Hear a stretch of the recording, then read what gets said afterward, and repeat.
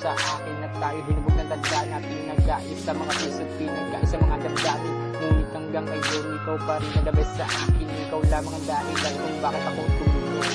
Ikaw din ang dahilan kung ba't ako nagseryoso sa isang katulad mo na patuloy ko sasambahin buong buhay ko sa'yo. At kahit ako'y alipinin mo man, kahit ako'y maging isang Canadian, tigasin ang address Bisaya man, walang walayan basta't para sa akin ikaw ang the best na hamon. Ang maganda ko na laging kasama ko sa kwarto, sa iyo bumbanis kayo talaga ang babae na ito. Siya lang sa akin nagpaligaya, siya lang ang tanging babae nagmahal sa akin ng lubos sa isang yayo gangster na nagmahal din ng tao sa taon. Ikaw ang the best sa akin, the best sa akin, ikaw lang ang the best sa akin.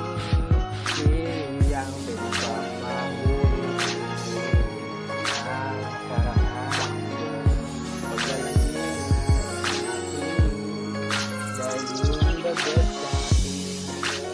ikaw lamang at ako'y sayo, ika'y akin lamang. Pagmamahal ko sa iyo, ito'y walang utas. At kahit na anong pagsubok, hindi ako atras. At habang atin ang gabi, ikaw ang kapil ko sa gabi. Hanggang pagising sa umaga, ikaw pa rin ang katabi. Muling ilisan sa umaga, mag-iinit ayon sa pag-uwi.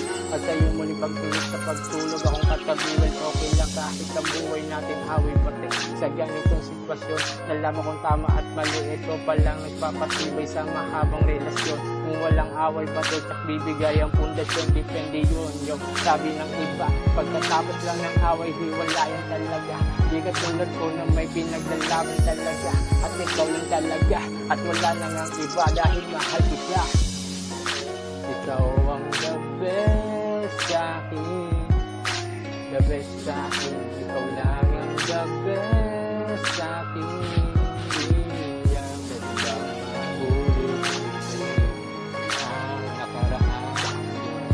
Paglalangingan natin, dahil yun ang the best.